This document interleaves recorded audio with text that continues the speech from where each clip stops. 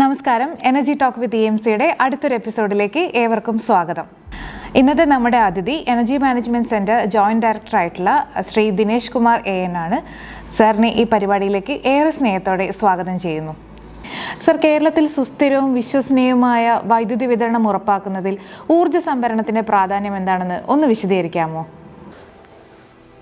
നമ്മുടെ രാജ്യം 500 gigawatt renewable എനർജിയിലേക്ക്, Akshaya ഊർജ്ജത്തിലേക്ക് പോകാനുള്ള ഒരു പ്ലാനോടുകൂടി 2030 500 ഗിഗാവാട്ട് റിന്യൂവബിൾ എനർജി സോഴ്സസിലേക്ക് പോകാനുള്ള പ്ലാനോടുകൂടി മുന്നോട്ട് പോകണം. ഇതെന്തെന്ന് പറഞ്ഞു കഴിഞ്ഞാൽ നമ്മുടെ കാലാവസ്ഥാ വ്യതിയാനവും കാർബൺ ബഹുമുഖത്തിൻ്റെ തോത് കൺട്രോൾ ചെയ്യുന്നതിനും വേണ്ടിയുള്ള ഒരു പ്രധാന മാർഗ്ഗമായിട്ടാണ് റിന്യൂവബിൾ എനർജി സോഴ്സിലേക്ക് പോകുന്നതിനുള്ള തീരുമാനമെടുത്തിട്ടുള്ളത്. റിന്യൂവബിൾ എനർജി സോഴ്സ് എന്ന് പറയുമ്പോഴത്തേക്ക് നമ്മൾ കൽക്കരി അല്ലെങ്കിൽ ഡീസൽ, പെട്രോൾ ഇതുപോലുള്ള ഖനിജ ഇന്ധനങ്ങളിൽ നിന്ന് ഒഴിവാക്കിയിട്ടുള്ള പോക്കാണ് ഉദ്ദേശിക്കുന്നത്. അപ്പോൾ ഇത്തരത്തിലുള്ളൊരു സിസ്റ്റം എന്തിന് പോകുന്നു എന്ന് കരുതി കഴിഞ്ഞാൽ നമ്മുടെ ഊർജ ഉപഭോഗം ആണ് കാലാവസ്ഥാ വ്യതിയാനത്തിന് കാരണമാകുന്ന കാർബൺ എമിഷൻ്റെ പ്രധാന ഘടകം, 73% ഉള്ള ഘടകം എന്ന് മനസ്സിലാക്കേണ്ടതുണ്ട്. അപ്പോൾ തന്നെ ഇതിൽ ഇലക്ട്രിസിറ്റിയാണ് ഏറ്റവും കാര്യക്ഷമവും പ്രകൃതിക്ക് ഇണങ്ങുന്നതുമായിട്ടുള്ള ഒരു ഊർജ്ജ സ്രോതസ് എന്നുള്ളത്. അപ്പോൾ ഏത് രീതിയിൽ നോക്കിയിരുന്നാലും ഇലക്ട്രിസിറ്റിയിലേക്ക് പോവേണ്ടത് ഒരു പ്രധാന ആവശ്യമാണ്. ഈ ഇലക്ട്രിസിറ്റി ഇന്നത്തെ നിലയിൽ റിന്യൂവബിൾ എനർജി സോഴ്സ് എന്ന് പറയുമ്പോൾ നമ്മൾ സോളാർ അല്ലെങ്കിൽ വിൻഡ്, അതല്ലെങ്കിൽ ചെറു ജലവൈദ്യുത പദ്ധതികൾ ഇതുപോലുള്ള സോഴ്സസിൽ നിന്നാണ് റിന്യൂവബിൾ എനർജി സോഴ്സ് കൊണ്ടുവരുന്നത്. ഇതിൻ്റെയൊക്കെ ഒരു കാതലായൊരു അഡ്വാൻറ്റേജ് എന്ന് പറഞ്ഞു കഴിഞ്ഞാൽ ഇത് കാർബൺ ബഹുമുഖം വളരെ കുറയ്ക്കുന്ന ഒരു സ്രോതസ്സുകളിൽപ്പെട്ടതാണ്. എന്നാൽ ഇതിൻ്റെ ഒരു പോരായ്മ എന്തെന്ന് പറഞ്ഞു കഴിഞ്ഞാൽ ഇതൊരു ഇൻകൺസിസ്റ്റൻ്റ് ആയിട്ടുള്ള, ഇൻഫേം ആയിട്ടുള്ള എനർജി സോഴ്സാണ്. പകൽ വെളിച്ചമുള്ളപ്പോൾ മാത്രം സോളാർ ഉണ്ടാകുന്നു, കാറ്റുള്ളപ്പോൾ മാത്രം വിൻഡ് സോഴ്സസിൽ നിന്ന് പവർ കിട്ടുന്നു. അതേപോലെ തന്നെ ഒരുപക്ഷെ സീസണലായിട്ടുള്ളതായിരിക്കാം ചെറുകിട ജലവൈദ്യുത പദ്ധതികൾ, മഴ ഉള്ളപ്പോൾ അല്ലെങ്കിൽ ആവശ്യത്തിന് വെള്ളം ഉള്ളപ്പോൾ മാത്രം പവർ ജനറേഷൻ. ഇങ്ങനെ വരുമ്പോൾ നമ്മൾ അത്തരത്തിലുള്ള എനർജി സോഴ്സസിലേക്ക് ഡിപ്പെൻഡ് ചെയ്യുക എന്ന് പറയുന്നത് ഒരു ചലഞ്ചാണ്. രാജ്യത്തിനെ സംബന്ധിച്ചിടത്തോളം ഈ പറഞ്ഞ 500 ഗിഗാവാട്ടിലേക്ക് പോകുമ്പോൾ 500 ഗിഗാവാട്ട് ചില സമയങ്ങളിൽ കിട്ടും, ചില സമയങ്ങളിൽ കിട്ടില്ല എന്ന് പറഞ്ഞു കഴിഞ്ഞാൽ അതൊരു സ്യൂട്ടബിളായ കാര്യമില്ല. കേരളത്തിനെ സംബന്ധിച്ചിടത്തോളം ഇതൊരു തീർത്തും രാജ്യത്തിനെ എൻ്റെ ഒരു ചെറിയ വെർഷനായിട്ട് തന്നെ കേരളത്തിൻ്റെ കേസിലും കരുതാം. 30% ഊർജ്ജം മാത്രമാണ് കേരളത്തിനുള്ളിൽ നിന്നുണ്ടാക്കുന്നത്. ബാക്കി 70% രാജ്യത്തിൻ്റെ മറ്റു ഭാഗങ്ങളിൽ നിന്ന് സ്വീകരിച്ച് ഇവിടെ ഉപയോഗിക്കുകയാണ്. ആ 70%-ൽ 65-70% ഇന്ന് ഉപയോഗിക്കപ്പെടുന്നത് ഖനിജ ഇന്ധനങ്ങളിൽ നിന്നുള്ള ഊർജ്ജമാണ്. അപ്പോൾ അത് ഒഴിവാക്കിക്കൊണ്ട് വേണം കാർബൺ ന്യൂട്രൽ കേരളമാകുന്ന ഒരു സ്വപ്നം, 2050 കാർബൺ ന്യൂട്രൽ കേരളം എന്നുള്ള സ്വപ്നത്തിലേക്ക് നമ്മൾ പോവേണ്ടത്. അപ്പോൾ ഇങ്ങനെയുള്ള അവസരത്തിൽ നമ്മൾ റിന്യൂവബിൾ എനർജി ഇപ്പം ധാരാളം കിട്ടി തുടങ്ങിയിട്ടുണ്ട്. അപ്പോൾ ഇന്നത്തെ നിലയിൽ കഴിഞ്ഞ ആഴ്ചയിലാണ് രാജ്യം 50% റിന്യൂവബിൾ എനർജി സോഴ്സസിൽ നിന്ന് പവർ ഇലക്ട്രിസിറ്റി ഉണ്ടാക്കുന്നതിനുള്ള സ്ഥിതിയിലേക്ക് എത്തിയത്. 50% ആകുമ്പോഴത്തേക്ക് 2,50,000 മെഗാവാട്ടിനടുത്ത്, 2,45,000 2,50,000 മെഗാവാട്ടിനടുത്താണ് രാജ്യത്തിലെ ഈ ഫോസിൽ ഫ്യൂവൽ ഇതര ഊർജ്ജങ്ങളിൽ നിന്നുള്ള എനർജി എന്ന് പറയുന്നത്. അപ്പോൾ അത് 50% ആയിക്കഴിയുക എന്ന് പറയുമ്പോൾ ഇതൊരു ഫേം അല്ലാത്തൊരു പവർ 50% ഗ്രിഡിലേക്ക് കയറുക എന്ന് പറഞ്ഞാൽ അതിൻ്റെ ഫ്ലക്ച്വേഷൻ എത്രമാത്രം നമ്മളെ ഗ്രിഡിനെ ബാധിക്കുമെന്ന് മനസ്സിലാക്കാം. അപ്പോൾ അതുകൊണ്ട് തന്നെ അങ്ങനെയുള്ള ഒരു ചലഞ്ച് നിലനിൽക്കുന്നതിനാൽ നമുക്ക് പവർ ആവശ്യമായിട്ടുള്ള സമയങ്ങളിൽ കൃത്യമായിട്ട് പവർ എത്തിക്കാൻ പറ്റണമെങ്കിൽ ഒരു പക്ഷേ പെട്ടെന്ന് നമുക്ക് ഡ്രോ ചെയ്യാൻ പറ്റുന്ന രീതിയിൽ സ്റ്റോർ ചെയ്ത് വയ്ക്കണം, സംഭരണം ചെയ്ത് വയ്ക്കണം. അതുകൊണ്ട് തന്നെ ഇതാണ് അതിൻ്റെ ഒരു വൈ ഇറ്റ് ഈസ് റിക്വയർഡ് എന്ന് വെച്ചാൽ എന്തുകൊണ്ട് ഇത് വേണമെന്ന് ചോദിച്ചു കഴിഞ്ഞാൽ ഇതാണ് അതിൻ്റെ ഒരു കാരണം. സർ, നമ്മുടെ സംസ്ഥാനത്ത് നടപ്പിലാക്കുന്ന ഊർജ്ജ സംഭരണ സാങ്കേതിക വിദ്യകൾ എന്തെല്ലാമാണെന്ന് ഒന്ന് പറയാമോ? സംസ്ഥാനത്ത് നിലനിൽക്കുന്ന ഊർജ്ജ സംഭരണ മാർഗങ്ങളിൽ പെട്ടത് എന്ന് പറയാം, നമുക്ക് ട്രഡീഷണലി ഉള്ളൊരു ഊർജ്ജ സംഭരണ മാർഗമുണ്ട്. റിസർവോയറിൽ സ്റ്റോർ ചെയ്ത് കിടക്കുന്ന വെള്ളം എന്ന് പറഞ്ഞാൽ ഊർജ്ജ സംഭരണത്തിൻ്റെ വേറൊരു രൂപമാണ്. അതായത് ഈ വെള്ളം ഉപയോഗിച്ചാൽ നമുക്ക് ഹൈഡ്രോ പവർ പ്രോജക്റ്റുകൾ, അതായത് ജലവൈദ്യുത പദ്ധതിയിൽ നിന്ന് നമുക്ക് കറണ്ട് ഉണ്ടാക്കാം. അതൊരു സംഭരണ മാർഗമാണ്. കേരളം ആണ് ഒരുപക്ഷെ ഈ സംഭരണത്തിൽ കേരളത്തിൽ പറയുന്ന രാജ്യത്തിന് മൊത്തത്തിൽ ഒരു എക്സാമ്പിളായിട്ട് ആദ്യകാലങ്ങളിലുണ്ടായിരുന്നത്. ഈ സംഭരണം വെള്ളത്തിൻ്റെ രൂപത്തിലാകുന്നത് കൂടാതെ വേറെ മാർഗ്ഗങ്ങളുണ്ട്. അതായത് ബാറ്ററി രൂപത്തിൽ നമുക്ക് സ്റ്റോർ ചെയ്യാം. ഇപ്പോൾ ബാറ്ററി രൂപത്തിൽ സ്റ്റോറിങ് ആരംഭിച്ചു തുടങ്ങിയിട്ടുണ്ട്. ബാറ്ററിയുടെ രൂപത്തിൽ എന്ന് പറയുമ്പോഴത്തേക്കും ബാറ്ററി എനർജി സ്റ്റോറേജ് സിസ്റ്റം എന്ന് പറയും, ബെസ് എന്ന രീതിയിൽ ആരംഭിച്ചിട്ടുണ്ട്. അതിനെല്ലാം എന്താ പറയുക, ചിലവ് കുറച്ചധികം കൂടുന്ന ഈ ഹൈഡ്രോ പവർ സ്റ്റോർ ചെയ്യുന്ന പോലെ ഒരു റിസർവോയറിനകത്ത് സ്റ്റോർ ചെയ്യുന്ന വെള്ളത്തിലിരിക്കുന്ന ഊർജ്ജത്തിനെ കമ്പയർ ചെയ്യുമ്പോൾ ഇത്തിരി കോസ്റ്റ് കൂടുതലാണ്. എങ്കിലും ചെറിയ സ്മോൾ സ്കെയിൽ ആയിട്ടുള്ള സ്റ്റോറേജിന് വേണ്ടിയിട്ട് ഈ ബാറ്ററി എനർജി സ്റ്റോറേജ് സിസ്റ്റവും നമ്മൾ മുന്നോട്ട് കൊണ്ടുവന്നിട്ടുണ്ട്. ഇനി ഈ ബാറ്ററി എനർജി സ്റ്റോറേജ് സിസ്റ്റവും അല്ലെങ്കിൽ വെള്ളം സ്റ്റോർ ചെയ്ത് വയ്ക്കുന്ന അല്ലാതെ വേറെ മാർഗ്ഗങ്ങളിൽപ്പെട്ട ഒന്നാണ് ഹൈഡ്രജനായിട്ട് സ്റ്റോർ ചെയ്യാന്നുള്ളത്. ഹൈഡ്രജൻ എന്ന് പറയുന്നത് വേറൊരു ഇന്ധനമാണ്. അതൊരു ഫോസിൽ ഫ്യൂൽ ഇന്ധനമല്ല, വേറൊരു രീതിയിലുള്ള ഇന്ധനമാണ്. ഹൈഡ്രജനെ വേണമെങ്കിൽ ഹൈഡ്രജനെ ഫോസിൽ ഫ്യൂവൽ ഉപയോഗിക്കുന്ന ഡീസൽ എൻജിൻ ഹൈഡ്രജൻ ഉപയോഗിച്ച് നമുക്ക് ചലിപ്പിക്കാൻ കഴിയുന്ന ടെക്നോളജി ഇന്ന് അവൈലബിൾ ആണ്. അപ്പോൾ അങ്ങനെ ഹൈഡ്രജൻ ഉപയോഗിക്കാം. അതല്ലെന്നുണ്ടെങ്കിൽ ഫ്യൂവൽ സെൽ ടെക്നോളജിയിലൂടെയും ഹൈഡ്രജൻ ഉപയോഗിക്കാം. അപ്പോൾ ഹൈഡ്രജനും ഒരു സ്റ്റോറേജ് മാർഗ്ഗമായിട്ട് മാറിയിട്ടുണ്ട്. ഇതാണ് നമ്മൾ ജനറലി കാണുന്നത്. ഒരു സാധാരണക്കാരൻ്റെ ആംഗിളിൽ നിന്ന് നോക്കുകയാണെന്നുണ്ടെങ്കിൽ നമ്മളിപ്പോൾ എന്താ പറയുക, ഒരു മൊബൈലിലുള്ള ബാറ്ററിയിലിടുന്ന കാണുന്ന ഒരു ബാറ്ററിയെ പോലെയോ അല്ലെങ്കിൽ ഒരു ടോർച്ചിനകത്തുള്ള ഒരു പെൻ ടോർച്ച് ബാറ്ററിയെ പോലെയോ അത്തരത്തിലുള്ള ഇതെല്ലാം മുൻപ് തൊട്ടേ കാലങ്ങളായി നമ്മൾ പ്രവർത്തിച്ചു കൊണ്ടിരിക്കുന്ന ഒരു മാർഗ്ഗം തന്നെയാണ് ഈ പറയുന്ന സ്റ്റോറേജ് എന്ന് പറയുന്നത്. പക്ഷേ ഇന്ന് അതിൻ്റെ പ്രാധാന്യം കുറച്ചുകൂടെ കൂടി എന്ന് മാത്രമേ ഉള്ളൂ. ബാറ്ററി എനർജി സ്റ്റോറേജ് സിസ്റ്റത്തിൻ്റെ വിലകൾ ഇപ്പോൾ കുറഞ്ഞു വന്നുകൊണ്ടിരിക്കുന്ന കാലമാണ്. അപ്പോൾ അതുകൊണ്ട് തന്നെ അതിന് കൂടുതൽ പ്രാമുഖ്യവും വന്നുകൊണ്ടിരിക്കും. പക്ഷേ ഈ ബാറ്ററി എനർജി സ്റ്റോറേജ് സിസ്റ്റത്തിനുള്ളൊരു പോരായ്മയായിട്ട് പറയാവുന്നത് അത് കാരണം ഉണ്ടാകുന്ന എന്താ പറയുക എൻവയോൺമെൻറ്റൽ ഡീഗ്രഡേഷനാണ്. കാരണം അതിനൊരു 10 കൊല്ലം ആണ് ഏകദേശം അതിൻ്റെ ആയുസ് പറയപ്പെടുന്നത്. അപ്പോൾ അതിന് ആ ഒരു കെമിക്കൽ ബേസ്ഡ് ആയിട്ടുള്ള സാധനമാണ് ഈ പറയുന്ന പവർ സ്റ്റോറേജ് എന്ന് പറയുന്നത് ബാറ്ററിയിലുള്ളത്. അപ്പോൾ അതുകൊണ്ട് തന്നെ അതിൻ്റേതായിട്ടുള്ള ഒരു എൻവയോൺമെൻറ്റൽ പാരിസ്ഥിതിക ആഘാതം കുറച്ച് കൂടുതലാവാൻ സാധ്യതയുള്ള, ഇന്ന് ഇല്ലെങ്കിൽ പോലും നാളെ ഒരു കാലത്ത് ഉണ്ടാവാൻ സാധ്യതയുള്ളൊരു പ്രശ്നമാണ് ഈ ബാറ്ററി എനർജി സ്റ്റോറേജിൽ നിന്നുള്ള അതിനെ ഡിപ്പെൻഡ് ചെയ്യുക എന്ന് പറയുന്നത്. ഒന്നാമത്തെ കാര്യം, ബാറ്ററി ഉണ്ടാക്കണമെന്നുണ്ടെങ്കിൽ നമ്മുടെ രാജ്യത്ത് വളരെ കുറച്ച് മാത്രം അവൈലബിൾ ആയിട്ടുള്ള ധാതുക്കൾ, ചില റെയർ മിനറൽസ് ഉണ്ട്. ആ മിനറൽസ് ഉണ്ടെങ്കിൽ മാത്രമേ നമുക്ക് ബാറ്ററി എനർജി സ്റ്റോറേജ് സിസ്റ്റം ഉണ്ടാക്കാൻ കഴിയുള്ളൂ.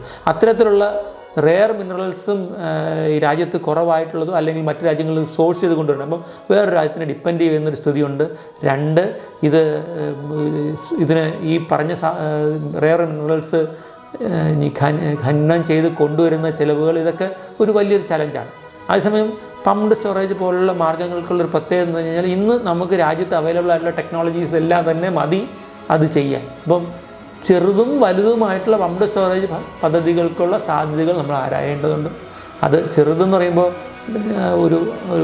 ഒരു എക്സാമ്പിളിന് പറയാമെന്നുണ്ടെങ്കിൽ, ഈവൻ നമ്മുടെ നാട്ടുകളിൽ കാണുന്ന 2 ചെറിയ എന്താ പറയുക പാറമടകൾ, 2 ലെവലിലിരിക്കുന്ന 2 പാറമടകളെ 2 റിസർവോയർ ആക്കി മേലേക്കും താഴേക്കും പമ്പ് ചെയ്യുന്ന രീതിയിൽ ചെറിയ ലോക്കലായിട്ടുള്ള സ്റ്റോറേജിനുള്ള സാധ്യതയും അതിവിദൂരമല്ലാത്ത ഒരു കാലത്ത് നമ്മൾ പരീക്ഷിക്കുമെന്നാണ് ഒരു പ്രതീക്ഷയിലാണ് നമ്മളിരിക്കുന്നത്. സമൂഹത്തിലോ ഗാർഹിക തലത്തിലോ സാധാരണക്കാർക്ക് ഊർജ സംഭരണ സംരംഭങ്ങളെ പിന്തുണയ്ക്കുന്നതിനോ അതിൽ പങ്കാളികളാകുന്നതിനോ ഉള്ള സാധ്യതകളെക്കുറിച്ച് ഒന്ന് വിശദീകരിക്കാമോ? ഞാൻ നേരത്തെ പറഞ്ഞ രീതി തന്നെയാണ്. അതിൽ ഒരു മാർഗമെന്ന് പറഞ്ഞു കഴിഞ്ഞാൽ, ഇപ്പോൾ സാധാരണക്കാരന് ചെറിയ രീതിയിലൊക്കെ മാത്രമേ സംഭരണത്തിന് സാധ്യതയുള്ളൂ.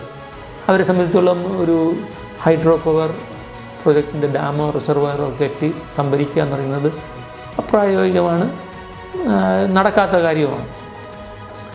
അങ്ങനെയുള്ളപ്പോൾ ബാറ്ററി എനർജി സ്റ്റോറേജ് സിസ്റ്റത്തിനൊക്കെ ഇന്നത്തെ നിലയിൽ ഏറ്റവും സ്യൂട്ടബിളായിട്ടുള്ള ഒരു മാർഗ്ഗം. നമ്മുടെ വീട്ടിൽ ഇപ്പോൾ തന്നെ പല വീടുകളിലും ഇൻവെർട്ടർ വച്ചിട്ടുണ്ടാകും. ഇൻലൈൻ ഇൻവെർട്ടറുകൾ, അതായത് വീട്ടിലത്തെ കറണ്ട് പോകുമ്പോഴോ അല്ലെങ്കിൽ താൽക്കാലികമായി കുറച്ച് സമയത്തേക്കൊക്കെ നമ്മളെ ഊർജ്ജം ഇലക്ട്രിക്കൽ എനർജി തരുന്നതിന് വേണ്ടിയിട്ടുള്ള സോഴ്സസ് ആയിട്ട് ഈ ഇൻവെർട്ടറുകളും അതിൻ്റെ കൂടെയുള്ള ബാറ്ററിയുമായിട്ട് നമ്മൾ സ്റ്റോറേജ് വെച്ചിട്ടുണ്ട്.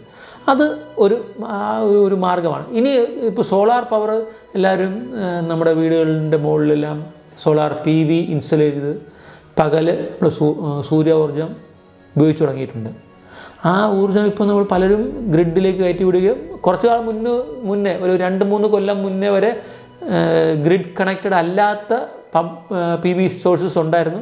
അത് കൂടുതലും ഡയറക്റ്റ് ബാറ്ററിയിലേക്ക് സ്റ്റോർ ചെയ്യുകയും പിന്നെ നൈറ്റ് ടൈമിലോ അല്ലെങ്കിൽ ഈ ഇലക്ട്രിക്കൽ എനർജി സോളാർ പാനലിൽ നിന്ന് കിട്ടാത്ത സമയങ്ങളിലും ഉപയോഗിക്കാൻ വേണ്ടിയിട്ടാണ് ഉപയോഗിച്ചുകൊണ്ടിരുന്നത്. ആ ഒരു മാർഗം നമുക്ക് ഇന്നത്തെ ഗ്രിഡ് കണക്റ്റഡ് സോളാർ സിസ്റ്റം വന്ന സമയത്തും നമുക്ക് ഉപയോഗിക്കാൻ കഴിയുന്നതാണ്. അതിനെങ്ങനെയാണെന്ന് വെച്ച് കഴിഞ്ഞാൽ നമുക്ക് ഗ്രിഡ് ജനറേറ്റ് ചെയ്യുന്ന പവർ ഗ്രിഡിലേക്ക് കയറ്റി വിടുകയും അതേ സമയത്ത് തന്നെ ഒരു ഇൻലൈൻ ഇൻവെർട്ടർ വെച്ച് നമുക്ക് ബാറ്ററി സ്റ്റോറേജിലേക്ക് കയറ്റി ആ ബാറ്ററി സ്റ്റോറേജ് നിന്ന് നമുക്ക് രാത്രിയുടെ ഉപയോഗങ്ങൾക്ക് വേണ്ടിയിട്ട് നമുക്ക് മാറ്റി ഉപയോഗിക്കുന്നതിന് ഇൻവെർട്ടർ ചേഞ്ച് ചെയ്ത് ഉപയോഗിക്കാനുള്ള ഒരു മാർഗ്ഗമുണ്ട്. ഇത് കൂടാതെ വേറൊരു മാർഗ്ഗം എന്ന് പറഞ്ഞു കഴിഞ്ഞാൽ ഇപ്പോൾ ഹൈബ്രിഡ് ഇൻവെർട്ടറുകൾ പുതിയ സോളാർ പാനൽ വയ്ക്കുന്ന ആളുകളുടെ ശ്രദ്ധയ്ക്കും കൂടെ ചിന്തിക്കാവുന്നതാണ്. ഹൈബ്രിഡ് ഇൻവെർട്ടർ എന്നുള്ള ഒരു മാർഗ്ഗത്തിലേക്ക് മാറിക്കഴിഞ്ഞാൽ അതിൻ്റെ കൂടെ ബാറ്ററി സ്റ്റോറേജും കൂടെ വയ്ക്കാം. ഈ ബാറ്ററി സ്റ്റോറേജ് വെച്ചിട്ട് നമ്മൾ അതിലേക്ക് ഡയറക്റ്റ് ബാറ്ററി ചാർജ് ചെയ്ത് വയ്ക്കുക. ഗ്രിഡ് ഇല്ലാത്തപ്പോഴും ഉപയോഗിക്കാം, ഗ്രിഡ് ഉള്ളപ്പോഴും അതിൽ നിന്ന് ഉപയോഗിക്കാവുന്ന രീതിയിൽ നമുക്ക് അതിനെ ഡിസൈൻ ചെയ്തെടുക്കാവുന്നതാണ്. ഇനി ഒരു മൂന്നാമത്തെ ഒരു മാർഗ്ഗം എന്ന് പറയുന്നത് നമ്മുടെ രാജ്യത്ത് അത് പരീക്ഷിച്ച് തുടങ്ങിയിട്ടുള്ളൂ. ഈ കഴിഞ്ഞ മാസമല്ല, ഈ കഴിഞ്ഞ ഒരു 10-20 ദിവസത്തിന് മുന്നെയാണ് അനേർട്ടിൻ്റെ ഒരു എന്താ പറയുക ഒരു പ്രവർത്തനത്തിൻ്റെ ഭാഗമായി വെഹിക്കിൾ ടു ഗ്രിഡ് എന്ന് പറയുന്നൊരു സംവിധാനം എനർജി സ്റ്റോർ ചെയ്ത് ഊർജ്ജം അവൈലബിൾ ആയിട്ടുള്ള ടൈമിൽ വെഹിക്കിളിൻ്റെ ബാറ്ററീസിലേക്ക്, അതായത് കാറ് പോലുള്ള വെഹിക്കിൾസിൻ്റെ ബാറ്ററിയിൽ സ്റ്റോർ ചെയ്തിട്ട് നമുക്ക് ആവശ്യമുള്ള സമയത്ത് ഈ ബാറ്ററിയിൽ നിന്ന് തന്നെ, കാറിൻ്റെ ബാറ്ററിയിൽ നിന്ന് തന്നെ എടുത്ത് നമ്മുടെ റെഗുലർ പർപ്പസിന് യൂസ് ചെയ്യാൻ പറ്റുന്ന വെഹിക്കിൾ ടു ഗ്രിഡ് എന്നുള്ള മെത്തേഡ്.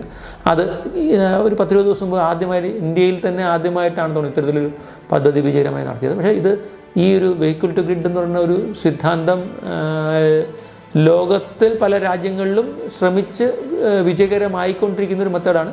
അത് കേരളത്തിലെ സംബന്ധിച്ചോളം ഇനിയത്തെ ഫ്യൂച്ചർ ഒരു മെത്തേഡായിട്ട് വന്നുകൊണ്ടിരിക്കുന്ന ഒരു കാര്യമാണ്. ഊർജ്ജ വിഭവങ്ങളുടെ കാര്യക്ഷമമായ ഉപയോഗം ഉറപ്പാക്കുന്നതിൽ പമ്പ്ഡ് സ്റ്റോറേജ് സംവിധാനത്തിൻ്റെ പ്രാധാന്യവും സാധ്യതയും ഒന്ന് വിശദീകരിക്കാമോ? ഞാൻ തുടക്കത്തിലൊരു കാര്യം പറഞ്ഞിരുന്നു, അതായത് നമ്മളിപ്പോൾ റിസർവോയറുകളുടെ കാര്യം പറഞ്ഞു. ഇതിപ്പോൾ നമ്മൾ ഇത്ര നേരം സാധാരണക്കാരുടെ കാര്യം പറഞ്ഞെങ്കിൽ ഈ സാധാരണക്കാരല്ലാത്ത ആളുകൾക്ക് സ്റ്റോർ ചെയ്യാനുള്ളൊരു മാർഗ്ഗമാണ് ഈ പറഞ്ഞ റിസർവോയർ. അതിന് ഇലക്ട്രിസിറ്റി ബോർഡ് പോലുള്ള വലിയ യൂട്ടിലിറ്റി കമ്പനികൾ ചെയ്യേണ്ട ഒരു മാർഗ്ഗമാണ് പമ്പ്ഡ് സ്റ്റോറേജ് എന്ന് പറയുന്നത്. കാരണം ഞാൻ പറഞ്ഞു, സാധാരണക്കാരന് പ്രായോഗികമല്ലാത്ത ഒന്നാണ് ഈ റിസർവോയർ എന്ന് പറയുന്ന മാർഗ്ഗം. ഈ റിസർവോയർ മാർഗ്ഗത്തിൽ ചെയ്യണമെന്നുണ്ടെങ്കിൽ ഇച്ചിരി എന്താ പറയുക ഇനീഷ്യൽ ക്യാപിറ്റൽ ഇൻവെസ്റ്റ്മെൻറ്റ്, മൂലധന നിക്ഷേപം എന്ന് പറയുന്നത് കുറച്ച് വലിയ രീതിയിൽ വേണം. അത്തരത്തിലുള്ള സാധ്യതകൾ പ്രയോഗിക്കാൻ സാധ്യത പറഞ്ഞ യൂട്ടിലിറ്റി കമ്പനികൾക്കോ അല്ലെങ്കിൽ അത്തരത്തിൽ പമ്പ്ഡ് സ്റ്റോറേജിന് വേണ്ടി ഡെവലപ്മെൻറ്റിന് വേണ്ടിയിട്ടുള്ള കമ്പനികൾക്കുമാണ്. അത്തരം കമ്പനികളിൽ ഇത് ഏറ്റവും നല്ല ഒരു മാർഗ്ഗങ്ങളിൽപ്പെടുന്ന ഒരു സംഭരണ രീതിയാണ്. കാരണം എന്ന് പറഞ്ഞാൽ ഇതിന് ഹൈഡ്രോ പവറിൻ്റെ ഒരു പ്രധാന ശക്തി എന്ന് പറഞ്ഞാൽ ഏത് നേരത്ത് വേണമെങ്കിലും സ്റ്റാർട്ട് ചെയ്യാനും ഏത് സമയത്ത് വേണമെങ്കിലും സ്റ്റോപ്പ് ചെയ്യാനും ഏത് സമയത്ത് വേണമെങ്കിലും കൂട്ടാനും കുറയ്ക്കാനും ഗവേൺ ചെയ്യാനും കൺട്രോൾ ചെയ്യാനും ഗ്രിഡിന് ഫ്ലെക്സിബിലിറ്റി കുറഞ്ഞിരിക്കുമ്പോഴത്തേക്കും ഗ്രിഡ് ഫ്ലെക്സിബിലിറ്റി കൊണ്ടുവരാനും ഗ്രിഡിന് കൂടുതൽ സ്റ്റെബിലിറ്റി കൊടുക്കാനും എല്ലാം വളരെയധികം പൊട്ടൻഷ്യലുള്ള ഒരു മാർഗ്ഗമാണ് ഈ പറഞ്ഞ പമ്പ്ഡ് സ്റ്റോറേജ് ഹൈഡ്രോ പവർ. ഈ പമ്പ്ഡ് സ്റ്റോറേജ് ഹൈഡ്രോ പവറിൻ്റെ പ്രത്യേകത എന്ന് പറഞ്ഞു കഴിഞ്ഞാൽ റിസർവോയർ തന്നെയാണ്. ഇതിൽ സാധാരണ ഹൈഡ്രോ പവർ പ്രൊജക്റ്റുകൾ ജലവൈദ്യുത പദ്ധതികൾക്ക് എന്താണ്, ഒരു മേൽ ഭാഗത്ത് ഒരു റിസർവോയർ ഉണ്ടാവുകയും താഴത്തെ ഭാഗത്ത് ഒരു പവർ ഹൗസ് ഉണ്ടാവുകയും അതിൽ കൂടി പവർ ഹൗസിലേക്ക് ഒരു പെൻസ്റ്റോക്ക് വഴി ജലം എത്തിച്ച് പവർ ഹൗസിലുള്ള ജനറേറ്ററിനെ കറക്കി പവർ ജനറേറ്റ് ചെയ്യുന്നതാണ്. ഈ പമ്പ്ഡ് സ്റ്റോറേജ് പദ്ധതിയുടെ പ്രത്യേകത എന്ന് പറഞ്ഞു കഴിഞ്ഞാൽ അതിന് താഴെ പവർ ഹൗസ് കഴിയുന്നിടത്തും ഒരു റിസർവോയർ ഉണ്ടാകും. ഈ 2 റിസർവോയറുകൾ വഴി ഈ രണ്ടാമത്തെ റിസർവോയറിൽ വെള്ളം ജനറേറ്റ് ചെയ്ത വെള്ളം രണ്ടാമത്തെ റിസർവോയറിൽ സ്റ്റോർ ചെയ്യുകയും നമുക്ക് എനർജി ആവശ്യമായിട്ട് ഇല്ലാത്ത സമയങ്ങൾ, അതായത് നമ്മൾ സോളാർ പവർ ജനറേഷൻ കൂടിയിരിക്കുന്ന, പവറിന് ചിലവ് കുറവായിരിക്കുന്ന, എനർജിക്ക് വില കുറവായിരിക്കുന്ന സമയങ്ങളിൽ ഇവിടുന്ന് പമ്പ് ചെയ്ത് തിരിച്ച് മുകളിലേക്ക് വീണ്ടും മുകളിലത്തെ റിസർവോയറിലേക്ക് കയറ്റിയിട്ട് വീണ്ടും ജനറേറ്റ് ചെയ്യും. ഇതൊരു രീതിയിൽ പറഞ്ഞു കഴിഞ്ഞാൽ ഒരു റൊട്ടേഷൻ മാർഗ്ഗമാണ്. അതായത് ഒരു മുകളിലത്തെ റിസർവോയറിൽ താഴത്തെ റിസർവോയറിൽ എത്തിക്കുന്നത്, താഴത്തെ റിസർവോയറിൽ നിന്ന് പമ്പ് ചെയ്ത് മുകളിലേക്ക് വരുന്നത്. അപ്പോൾ ചോദിക്കുമ്പോൾ ഈ പമ്പിങ് ആണ് ഇവിടുത്തെ ബാറ്ററിയുടെ ചാർജിങ്ങിൻ്റെ ഒരു രീതി പോലെ. അപ്പോൾ നമ്മുടെ സാധാരണ റിസർവോയർ ബേസ്ഡ് ആയിട്ടുള്ള ഹൈഡ്രോ പവറിൻ്റേതായ അഡ്വാൻറ്റേജും കിട്ടി, ബാറ്ററിയുടേതായിട്ടുള്ള ഒരു റീചാർജിങ് മോഡലും ഇതിനകത്ത് വർക്ക് ചെയ്യും. അപ്പോൾ അതാണ് പറഞ്ഞത്, ഈ പമ്പ് സ്റ്റോറേജ് പദ്ധതികൾക്ക് ഇനി വളരെയധികം സാധ്യതകളുണ്ട്. പമ്പ് സ്റ്റോറേജ് പദ്ധതികൾ എന്ന് പറയുമ്പോഴത്തേക്ക് ഇതൊരു പുതിയൊരു സാധനമല്ല. എന്ന് വെച്ചാൽ 1970 കാലഘട്ടത്തിൽ തന്നെ രാജ്യത്ത് പരീക്ഷിച്ചിട്ടുള്ള മാർഗ്ഗമാണ് ഈ പമ്പ് സ്റ്റോറേജ് ജലവൈദ്യുത പദ്ധതി എന്ന് പറയുന്നത്. അന്ന് ഇതൊരു പക്ഷേ കൂടുതൽ അവൈലബിൾ ആയിട്ടിരുന്ന ഈ ഖനിജ ഇന്ധനങ്ങളിൽ നിന്നുള്ള തെർമൽ പ്ലാന്റിൽ നിന്നുള്ള പവർ കൂടുതൽ കിട്ടിക്കൊണ്ടിരുന്ന കാലത്ത് അന്ന് എക്സ്ട്രാ ജനറേറ്റ് ചെയ്യുന്ന എനർജിയെ യൂസ് ചെയ്യാൻ വേണ്ടിയിട്ട്, പിന്നത്തെ സമയത്തേക്ക് ഉപയോഗിക്കാൻ വേണ്ടിയിട്ട് പമ്പ് ചെയ്യാൻ വേണ്ടി ഉപയോഗിച്ചതാണെങ്കിൽ ഇന്ന് ഇതിപ്പോൾ നമ്മളിപ്പോൾ ഇൻഫേം ആയിട്ടുള്ള നമ്മുടെ സോളാറിൽ നിന്നോ വിൻഡിൽ നിന്നോ കിട്ടുന്ന ഊർജ്ജം വേസ്റ്റാക്കി, ഊർജ്ജത്തിനൊരു പ്രത്യേകതയുണ്ട്, it cannot be stored. Generally എന്താ പറയുക, it cannot be created or it cannot be destroyed. ഇതിനെ എവിടെയെങ്കിലും സ്റ്റോർ ചെയ്യാൻ മാത്രമേ പറ്റത്തുള്ളൂ. അപ്പോൾ ഈ സ്റ്റോർ ചെയ്ത് വയ്ക്കണമെന്നുണ്ടെങ്കിൽ സ്റ്റോർ ചെയ്ത് വെച്ചാൽ മാത്രമേ പിന്നെ ഉപയോഗിക്കാനും പറ്റത്തുള്ളൂ. അപ്പോൾ ആ ഒരു സ്റ്റോറേജിന് ഇന്നത്തെ രീതിയിൽ ഏറ്റവും അഡ്വാൻറ്റേജ് ആയിട്ടുള്ള ഒരു മെത്തേഡായിട്ട് പമ്പ് സ്റ്റോറേജ് പ്രോജക്റ്റുകൾ പറയാം. അതിന് വലിയ രീതിയിലുള്ള മാത്രമാണ് നമ്മൾ ലോകമൊട്ടും കണ്ടെത്തിയിട്ടുള്ളത്. ഇപ്പോൾ ഇന്ത്യയിൽ തന്നെ ഏകദേശം 200 ഗിഗാവാട്ടിനുള്ള സാധ്യത കണ്ടെത്തിയിട്ടുണ്ടെന്നാണ് നമ്മൾ ഇപ്പോഴത്തെ പഠനങ്ങൾ മനസ്സിലാക്കുന്നത്. കേരളത്തിൽ തന്നെ ഇപ്പോൾ ഏകദേശം 10 ഗിഗാവാട്ട് എനർജി മാനേജ്മെൻറ്റ് സെൻ്ററിൻ്റെ കീഴിൽ 10 ഗിഗാവാട്ട് എനർജി മാനേജ്മെൻറ്റിൻ്റെ എന്താ പറയുക ഒരു പ്രാഥമിക പഠനത്തിൽ കൂടെയും അല്ലെങ്കിൽ ബോർഡിൻ്റെ ഇന്നത്തെ നിലവിലുള്ള റിസർവോയറുകൾ ഉപയോഗിച്ചിട്ടുമൊക്കെ ഉണ്ടാക്കാനുള്ള ഒരു സാധ്യത കണ്ടെത്തിയിട്ടുണ്ട് കേരളത്തിൽ. അപ്പോൾ മൊത്തത്തിൽ ഇന്ത്യയിൽ 200 ഗിഗാവാട്ട് പറഞ്ഞതിന് 10ആണ്. അപ്പോൾ ഇനി അതൊക്കെ ഡെവലപ്പ് ചെയ്യാനുള്ള അല്ലെങ്കിൽ നടപ്പിലാക്കാനുള്ള ഒരു മാർഗ്ഗമാണ് ഈ പറഞ്ഞ പമ്പ് സ്റ്റോറേജ് ജലവൈദ്യുത പദ്ധതി. നന്ദി, നമസ്കാരം. എനർജി ടോക്ക് വിത്ത് EMC, അറിവിന് ഊർജം പകരാം. എല്ലാ വ്യാഴാഴ്ചയും രാത്രി 7 മണിക്ക് energy management centre YouTube channel subscribe ചെയ്യുക. അറിവിന് ഊർജം പകരാം.